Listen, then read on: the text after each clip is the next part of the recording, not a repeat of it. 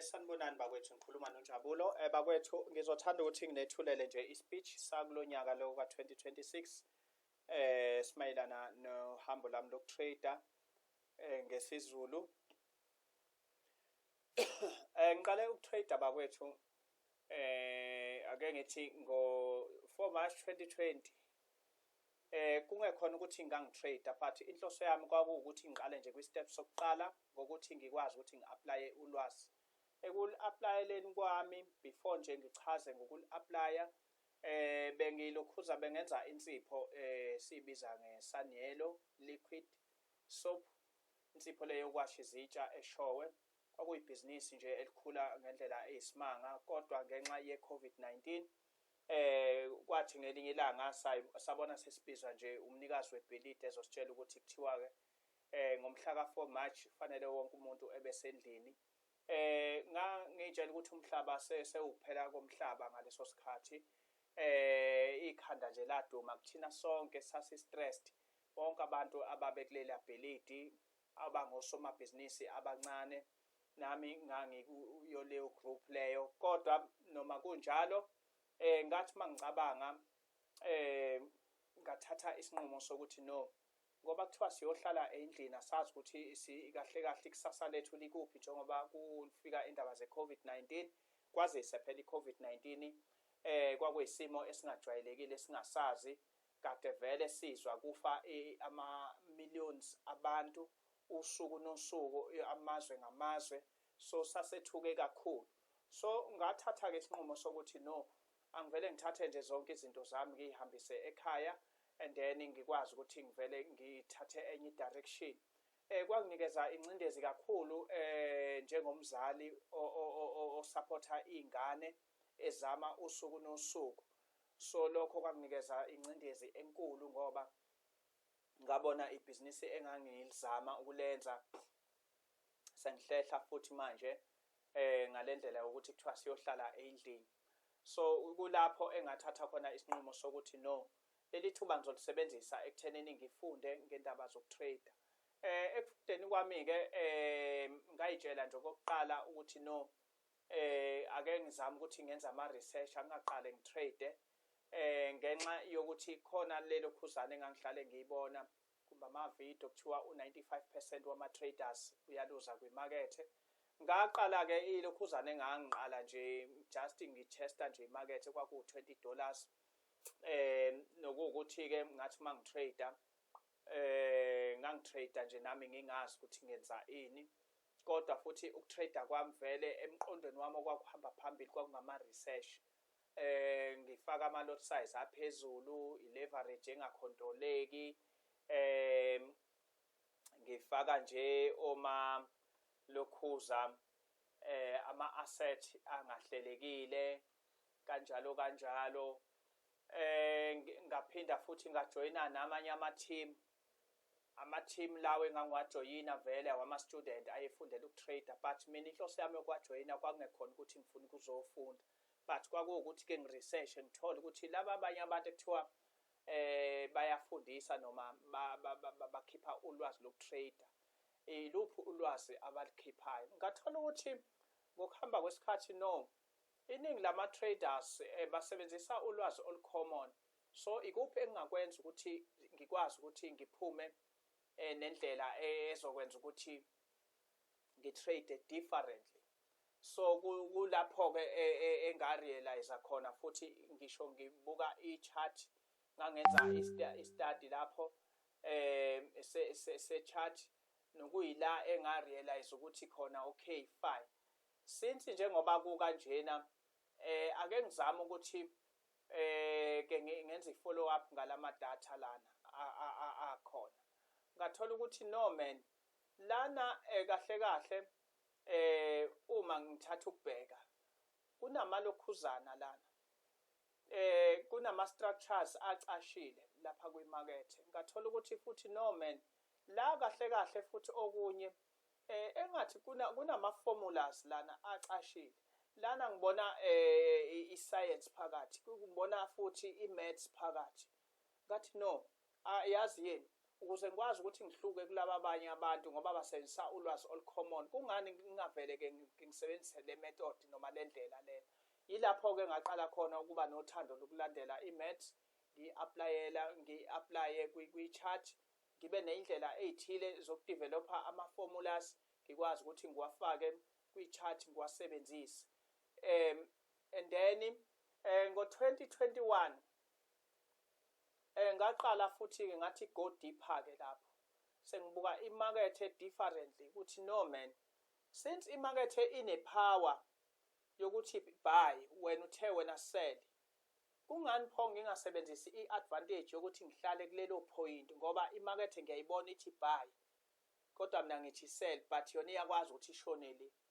So why ngingakwazi ukuthi-ke fine ngibe nendlela yokuthi ma iphoqa yona ithi buy, mina ngisale kuleli point ngithi buy and sell, bese iphoqa yona ishone phezulu, ishayela abo buy, ishayela abo sell, ama stop loss o sell, and then bese ihamba nelokhuzana ne-direction eyodwa ngokuthi sikhiphe i-direction eyodwa. Yilapho-ke ngo-2021 engaqala khona-ke manje ukuthi ngiqale manje ukuthi ngifuna ukudevelopha i-robot elizokwenza lokhu elibizwa ngotikilakati.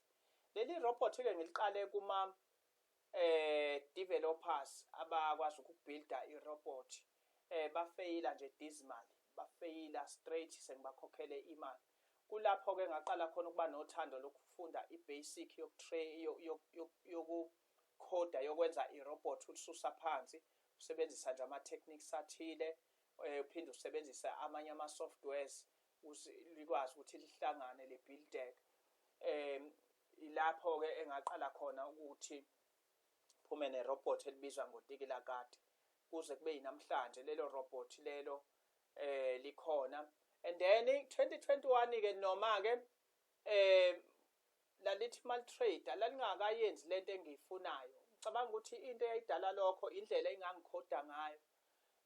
Ngaze ngalwa naleyo ndlela 2021, 2022, 2023 kwayila ngiphuma nalo i-robot utikilakati elizokwazi ukuthi lihlale kwi-point elilodwa imakethe yenze kwenzayo but siphume ne-profit. So 2023 kulapho engaphasisa khona lelo robot lelo, nokuyilapho-ke laseliqala khona selisebenza. Back to 2022 ngasekupheleni kwawo, yila futhi ngabo October November lapho futhi engaphuma khona nendaba yelokhuzana ye-project lena yayiqamba ngathi i-SMP, Smart Money Protocol, futhi silandela izinyawo zalaba abamuvisa imakethe, laba abaney'mali ey'nkulu, uyabona. So lo Smart Money Protocol yilapho vele engakwazi khona ukuthi-ke ngiphushe, ngikwazi ukuthi ngigcine sengiphasisele leli robot utikilakati, right? And then in 2024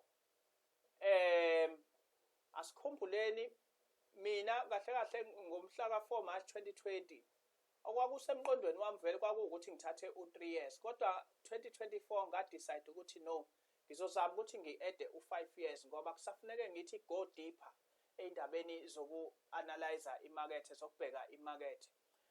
Ohambeni lwami-ke ngo-2024 ngathi uma ngirealize wonke ama-research engangiwenzile ngathola ukuthi no man, already 100,000 sengiwuqedile ngingakaze ngenze lutho indaba ze-profit, uyabona. Yeah, so kwayila ngishintsha khona indlela ukuthi no, ukuze ngikwazi ukuthi-ke njengamanje ngiqinise amatomu noma ngiqinise ama-rules, ikuphi okumele ngikwenze njengamanje ngoba ngase ngi-worried ngokuthi isikhathi ngisibona sesiside. At the same time ngangivele ngi-enjoya futhi kakhulu ngoba ngangiqonda engangikwenza vele ngangikwenza ngenhloso, kwakungelona iphutha. So kuthe ngo-2024 kwayila ngiqinisa khona amatomu-ke lapho ngase ngiqinisa kakhulu manje imithetho ekufanele ngiyishaye laphayana, kumbe ama-rules okufanele ngiwalandele kanjalo kanjalo.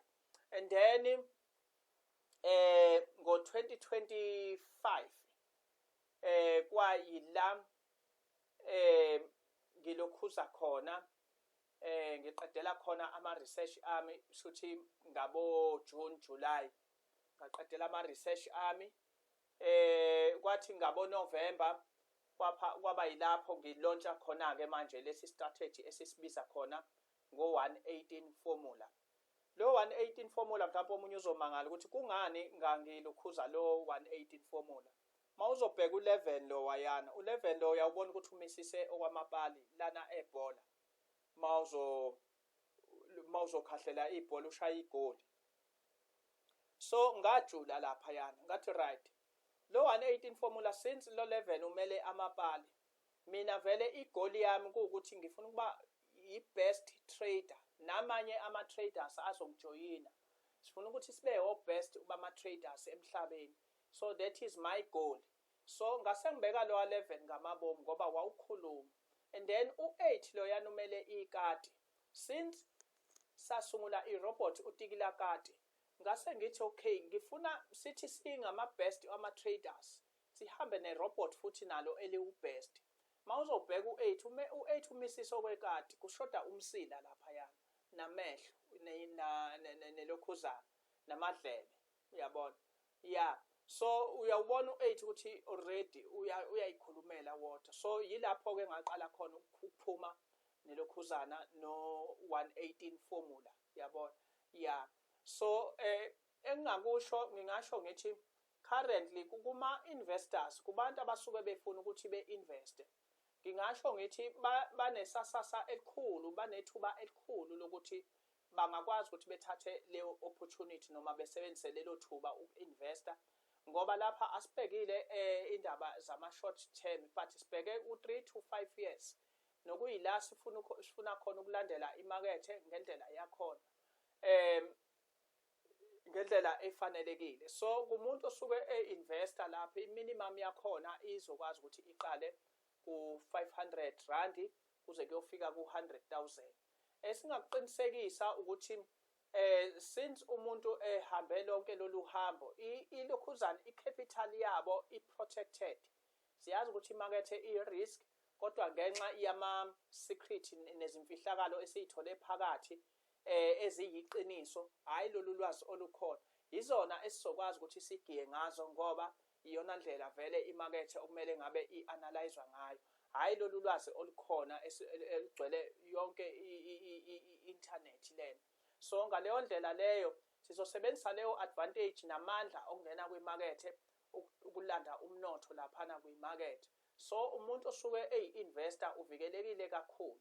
Nanokuthi ke futhi silindele ukuthi ku3 to 5 years sikwazi ukuthi sirange lapha yana kuma returns alaphana ku30 to 100% wama returns ku3 to 5 years. So ngaleyo ndlela leyo siyaqinisekisa ukuthi ukuthatha kwakho ithuba ukwazi ukuthi uinvest noma ube yiphathi yokuinvesta kwi-project enjengalena uzobe ungalahlekile. Yilapho ozobe usufike khona ekuthenini uinveste ngokukhululekile ngoba usuyawazi umlando manje ukuthi sisuka